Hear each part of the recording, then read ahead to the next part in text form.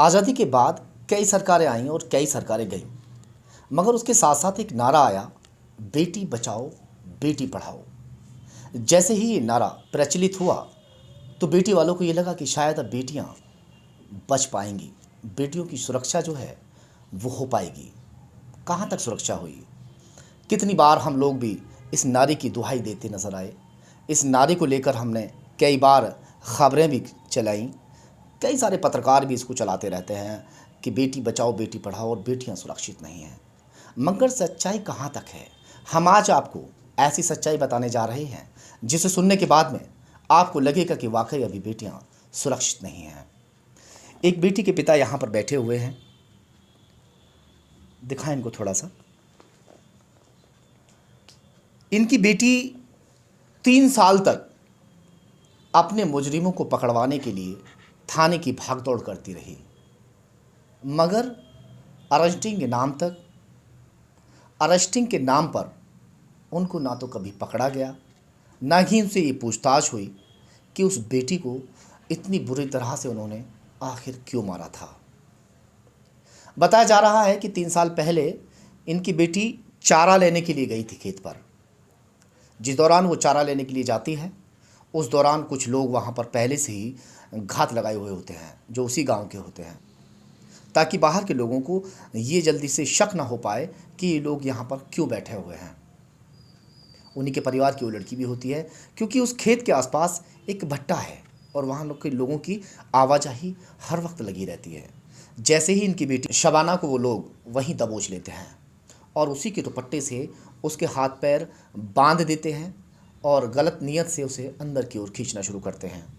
मगर किसी तरह से उसकी आवाज़ निकलती है और चीखने की आवाज़ सुनने के बाद आसपास में जो लोग भट्टे पर काम कर रहे थे वो लोग उसकी ओर दौड़ पड़ते हैं, तो उसे वो वहाँ से छोड़ के भाग जाते हैं। चलिए पूरी बात सुनते हैं उनके, जो शबाना अब जो इस वक्त इस दुनिया में नहीं है, उसके पिता यहाँ पर बैठे हुए हैं, बातचीत करेंगे। और एक और बात और मैं आपसे कहना चाहूँगा कि 3 साल तक शबाना जो है वो अपने हक़ के लिए लड़ती रही कि उसे इंसाफ मिल पाए, मगर शबाना उस मारपीट में, जो उसके साथ मारपीट हुई, उसको ऐसी अंदरूनी चोटें मारी गई, वो ख़त्म हो गई। चलिए बातचीत करते हैं। क्या नाम है आप सर आपका? मेरा नाम निसार खान है साहब। क्या हुआ था उस दौरान जब आपको पता लगा कि आपकी बेटी के साथ वहाँ कुछ गलत होने से? क्या हो, बताएं थोड़ा सा। लड़की सुबह सवाना करीब 8 बजे करीब वो चारा लेने गई सवेरे, तो हम मौजूद है। उसकी माँ भी बाद में साथ साथ पीछे चली गई। अच्छा, ये वहाँ खेत में बैठी थी, जाकर बैठी ही थी, तभी वहाँ से पहले ही घात लगाई। ये लोग बैठे हुए थे वहाँ, अहमद हसन वगैरह ये और राजू वगैरह, तो ये इस लड़की को खींच के ले गए अंदर से। लड़की चिल्लाई बिल्लाई वहाँ, तो ये अंदर जाके इन्होंने जो है अड़हर के खेत में ले गई, मारपीट करी, इसके हाथ पैर बांधे। कितने टोटल लोग कितने थे?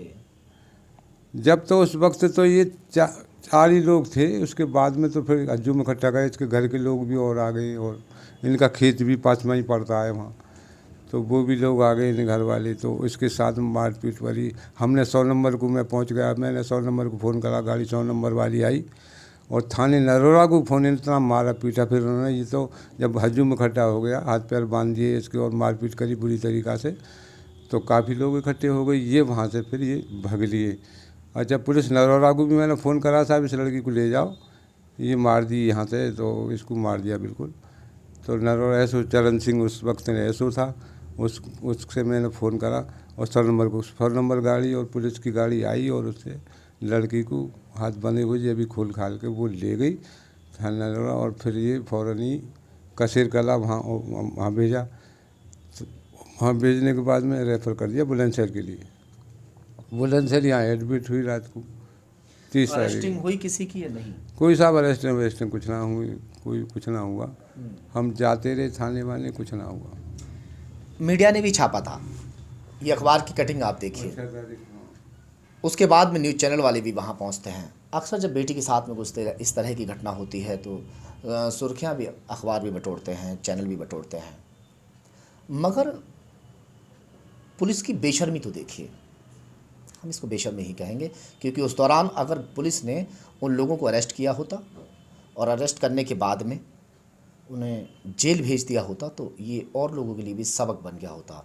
मगर वो बेटी मरते मर गई, किसी को अरेस्टिंग के नाम पर छुआ तक भी नहीं। किसी को अरेस्ट किया गया? नहीं, कोई अरेस्ट नहीं हुआ साहब। तब से ही लड़की बीमार चलती रही, हमको भी हम दवाई लाते रहे, लेकिन लास्ट में अब जाके मालूम पड़ी है कि उसकी लीवर डैमेज थे, पुरानी चोट थी। तो हम फिर ज़्यादा अब हालत ख़राब हुई उसकी 4-10 तारीख के बाद में, तो हम उसे कौन सी डेट में उसकी अब डेथ हुई थी? ये साहब ये इमरजेंसी मेडिकल में 21 तारीख 21 को ही हुई है, 6:30 बजे सुबह। इसकी टेस्टिंग वेटिंग सब हुई तो वो लीवर डैमेज पस वो आया, उसको कोई भी वो चोट अंदरूनी थी पेट में, गुम चोट, उसकी वजह से ये पुरानी मर्ज चलती रही। गंभीर चोटें मारी गई?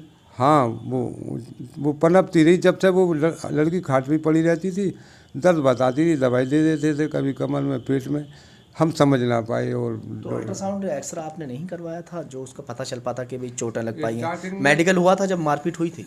मेडिकल यहाँ हुआ था, जो भी हुआ है करा है, लेकिन ताकतवर लड़की जब उस टाइम तो ऐसा महसूस ना हुआ, थोड़ा थोड़ा बताने दवा चलती रही, दबती रही बीमारी। लेकिन लीवर डैमेज की वजह से वो टाइम ज़्यादा लगता है उसमें, थोड़ा लीवर डैमेज में कोई चोट लग जाए तो वो टाइम में काफ़ी ओवर के सामने आती, वो ऐसा ही हुआ। अब जब बिटिया आपकी ख़त्म हुई तो आपने पोस्टमार्टम कराया? हाँ जी, अब वहाँ से आए तो इसकी तफ्तीश चल रही सर। ऐसा है सर, मैंने अब तक भागदौड़ की, मैंने पुलिस से भी कही साहब इसकी एनसीआर, पुलिस वाले बोले नहीं एनसीआर वो काट दी हमने, सब हो गई वो उसकी। तो आप बोले हमने कि साहब तो ये सही घटना है। तो चरण सिंह भी बोले थे पहले एसओ साहब, जब उनके सामने मीडिया भी पहुंच गई थी चरण सिंह साहब के, और चरण सिंह ने तो ऐसा क्यों हुआ, तो चरण सिंह बोले साहब थोड़ा गलती हो गई है, मैं समझ ना पाया हूँ, और इसकी 55 में कार्रवाई करा तो हम साहब ना करा पाए, दमक से लोग हैं। अब आगे हमने 55 की कार्रवाई कराई, ये इसी महीना में 9वें महीने में करीब। तो अब ये 55 की कार्रवाई चल रही, इसमें 30/10 को शायद को ऑर्डर हुआ है इसमें तफ्तीश में थाने नरोरा के लिए, तो वो मान ली गई बात। लेकिन पुलिस अब भी 4-5 महीने से तफ्तीश कर रही है, लेकिन अभी तक कुछ नहीं है। ऐसा साहब वो SI जो है नरोरा, अब आप कप्तान साहब से मिले हैं, क्या कहा है? वो करने आए थे लेकिन उसमें भी कोई ना हो। अब वो लड़की की डेथ हो गई 21 तारीख, उस NCR की वो हो रही अब आप कप्तान साहब से मिले हैं, क्या कप्तान कहा? साहब से मिला साहब मैं, जो है का अभी परसों जो है का, तो उसमें 15 तारीख को मिला हूँ साहब, एप्लीकेशन दी थी मैंने, तो उनसे बताई थी बात। अब उन्होंने थाने के लिए कोई आदेश वादिश करा, क्या करा है ये वही समझ सकते हैं उसमें। चलिए, अब आप मिले हैं कप्तान साहब से, उस दौरान तो ये कप्तान नहीं थे ना? नहीं, जब तो आपने भी ढिलाई बरती शायद इस नहीं, केस मैं पहले भी- में, बेटिया बीमार हो गई, इतना सब कुछ। कितनी बार गए होंगे थाने आप? अरे थाने तो मैं कई बार गया हूँ। कितनी बार? 2 बार, 4 बार? अरे कई बार गया हूँ, और जो भी ऐसे बदलते रहे सबसे ही बातें हुई हैं मेरी। कितनी बार गए होंगे? और 5-6 बार का 10 बार गया हूँ, मुझे क्या मालूम, मैंने पूछी लेकिन किसी ने जाते रहते थे हाँ गौर ना करा किसी ने, किसी ने ध्यान नहीं दिया ना। अरे पुरानी बात हो गई है, छोड़ो। अभी मैंने 19-20 में भी CO साहब से बात करी, उन्होंने भी एक एप्लीकेशन दायर करी, फिर उस पर भी कोई कार्रवाई ना हुई।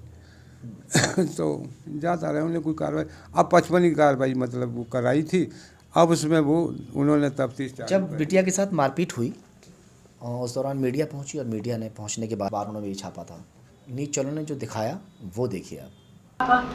सवाना राज्य हमला हुआ, क्या हमला हुआ है पकड़ कर?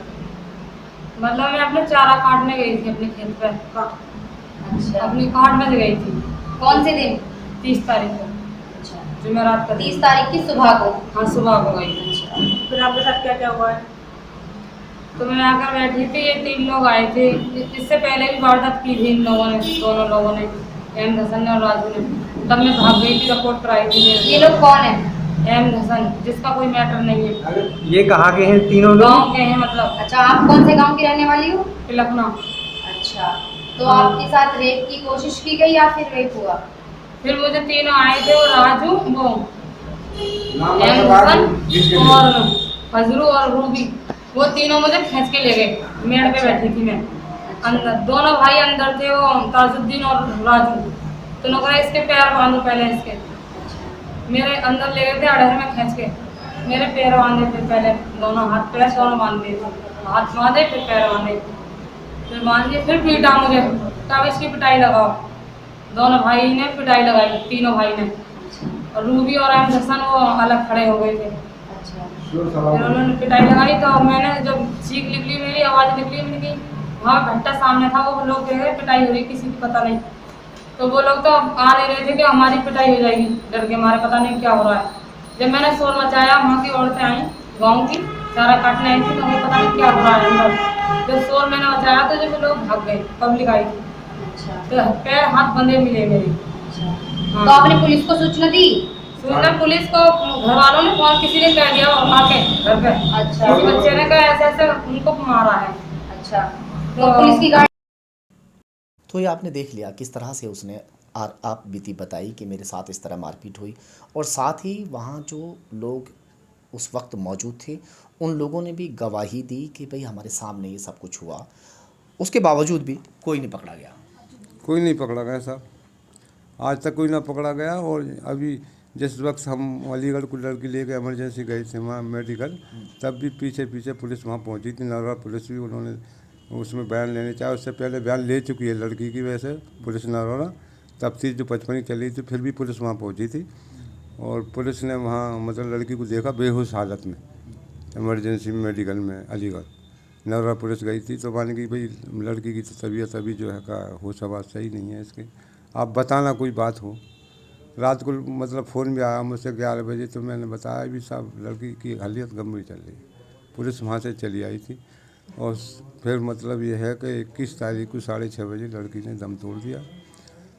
तो यानी मरते वो लड़की मर गई, मगर किसी तरह की कोई इंसाफ वाली बात उसके साथ नहीं हो पाई। मगर बूढ़े पिता इस वक्त अभी भी लड़ रहे हैं कि मेरी बेटी को इंसाफ मिल पाए। अब बुलंदशहर एसएसपी इस वक्त संतोष कुमार हैं। उम्मीद है, क्योंकि बेहद ईमानदार उन्हें बताया जाता है और हैं भी, इस वक्त अब उम्मीद है, इन्हें भी उम्मीद है आपको कि अब इंसाफ मिलेगा। हाँ सर, अब हम गांव में ले आए लड़की को, तो उसके फिर पुलिस पहुंच गई नरवा, ने पोस्टमार्टम कराई है, आपको इसकी तफ्तीश चल रही है। तो फिर ये वहाँ से मतलब 21 तारीख को पोस्टमार्टम के लिए पोस्टमार्टम तो हो गया ना? हाँ पोस्टमार्टम में क्या आया? 22 तारीख को हुआ साहब, रात को आए थे यहाँ 21 तारीख। पोस्टमार्टम में क्या है बाबा? पोस्टमार्टम में वो ये डैमेज ये इसमें फोर्स आया है, मतलब ये कोई चोट का वो है, कोई लीवर का कोई।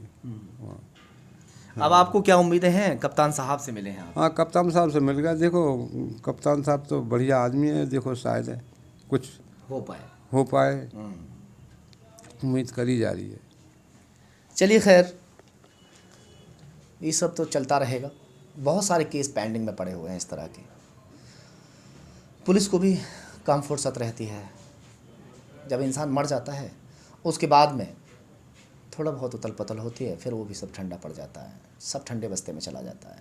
एक केस 21 साल में पिता ने जीता है कुछ दिन पहले, तो अब इनकी उम्र लगभग 65-70 तो इनकी भी हो गई और 3 साल इस केस को हो भी चुके हैं। आए दिन हमारे पास इस तरह के बहुत सारे केस आते रहते हैं कि इस तरह हमारे केस को चलते हुए 3 साल हो गए, 4 साल हो गए, 5 साल हो गए, मगर हमसे रहा नहीं गया ये केस देखने के बाद में कि एक बेटी जो है उसकी जान चली गई और उसके पिता जो है उसके हक के लिए लड़ रहे हैं।